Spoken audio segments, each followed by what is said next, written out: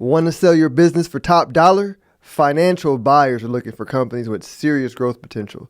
Today, we're spilling the secrets on how to make your business irresistible to these investors.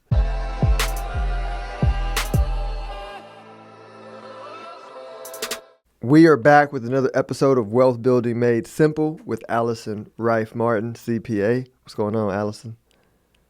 Well, I think I was telling you I was going to add a Three Musketeers to my mix because you kind of got to mix it up, especially as you're like, just, I don't know, makes for a fun Halloween. You're not always sticking with the same thing, which makes me think, as we're thinking about the theme of selling our businesses, what did we talk about? Financial buyers are like treasure hunters. And so if you really want to make yourself stand out, you know, should you be a Three Musketeers in the bowl or a Reese's peanut butter cup?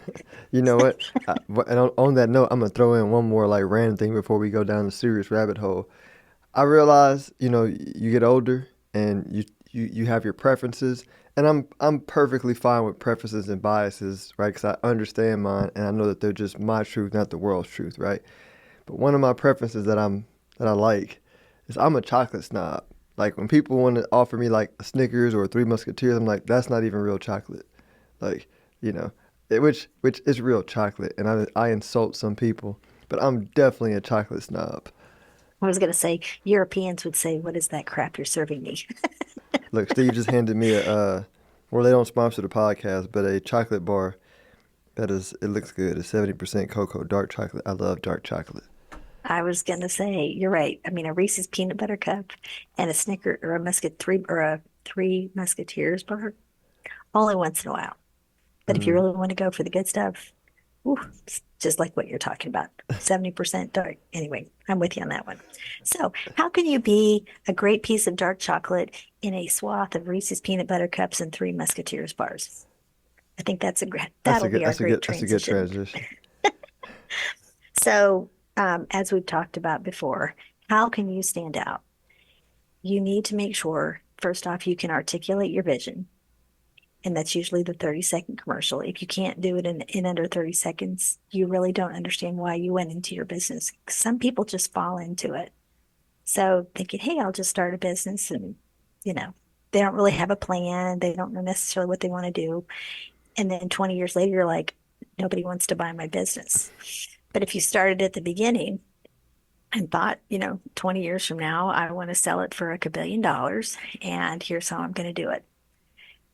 You always want to start with a good set of financials where you've reconciled the books each and every month. You understand what your cash position looks like. You understand how your revenue's coming in. You understand what customers are coming in. You understand how to make sure that your customer concentration isn't too finely concentrated. You understand what your operating expenses look like, and you have a great team. That's something that you want to make sure you have ready to go for a buyer. So you want to be able to show to them too that your revenue is growing on a consistent basis, and that you're profitable. And it's easy for them to step in because a lot of like financial buyers, like we talked about, are individuals who really don't want to be actively involved in the business. They want to just invest, thinking of a great stream of passive income. So they want to feel confident that they are going to get and make money from you. Absolutely. That like Warren Buffett he's like the wizard of financial buyers, and he famously says, "Listen, don't send me your story. Just send me the numbers first." Right? He said, "Then we can talk story." And I was like, It's yeah, I agree. I agree. And because you need them to have confidence that again, they're going to be able to kick back and eat the bonbons while you help them recoup their money, kind of a mm-hmm, thing. So, are you scalable? Is your cash flow predictable? Do you have, the right but people in the right seats, kind of a thing? Will your team stick around when you sell your business to the financial buyer? That's the kind of things that you need to be sure that you're prepared with. And it's something that aligns, again, they align with your vision, value, and goals, as your selection of buyer. Because again, if you sell it to somebody that you don't necessarily like, well, customers aren't necessarily going to return because they didn't keep with the theme of how you wanted to grow the business. mm-hmm. And I'm you're probably seeing this too. I see a lot of financial buyers. that are buying different ways, meaning like we talked on previous podcasts about, you don't have the business quite where it needs to be and you need to add some things, right? So there's a lot of financial, because there's a lot of money out there. So there's a lot of financial advisors saying, hey, like, we're not going to buy the business at the value that you want it to buy, but we'll buy it at a discount. You keep, I'm making up a number. We'll buy 70% of it. You keep 30, but you still work here for the next 5 years because you got to get it to where it needs to be. And then in 5 years, right, we'll get it to a higher valuation, and then the 30% you own plus what we bought from you at a discount will be more than what you could have gotten on your own if you didn't professionalize it. And I mean, that's a pretty attractive um, value proposition. And I feel like the discount will be worth it because they're professional. So they're going to tell you how other buyers like them want to buy it. And you're like, man, some people might be thinking, only, I'm only getting this amount. That's not a lot. I'm like, you're like paying for a lesson. You know what I mean? You're And paying for a, but but I think too, it kind of goes back to the did they align with your goals? Because sometimes you can have a partnership with somebody and you're like, oh my God, this was a mistake. And they again, all they're focus on is show me the money. So mm-hmm, again, make sure it's who you want to pick because yeah, that's a perfect deal to buy to get the training. But I also think too, you just have to be thoughtful enough to say, will they really continue my vision or are they going to have too much of a say and change it to something I don't want it to be? mm-hmm.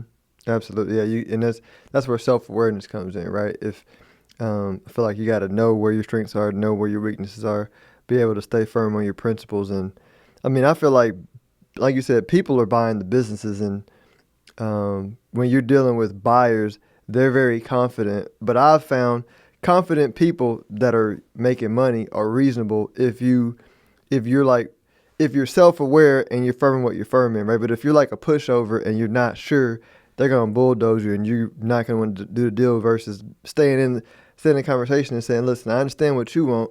Tell me what you want. I tell you what I want, and we'll find the middle. Right. And I find like that's a skill that, how do I say it? Is it what would you call it? Negotiation. That's just a different Mhm. level of skill that can help create more money in and of Create itself.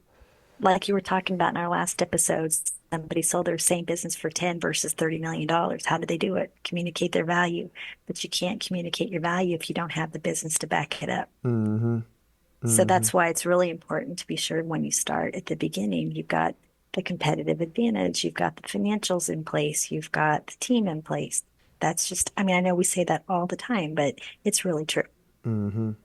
No, definitely, definitely. What else? What else? What? Anything else is important when you're dealing with a financial buyer? I again just I think it really kind of boils down to why do you want to sell it to a financial buyer as opposed to a strategic buyer or a private equity? Because again, sometimes those trade-offs, maybe it's better to think about going for a loan as opposed to, selling to a strategic partner or a financial buyer because you have to think how much are you willing to give up? And it might be the right choice. You just have to make sure you understand why you're doing it before you do it so you don't go, oh my God, what did they do? Clarity. I think Yes. I think clarity is going to be the word of the century, right? Clarity.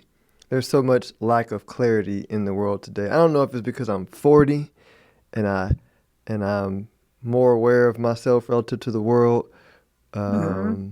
or whatever it is. But I look at the world and I go, man, there's just a lack of clarity at every rung of society, right?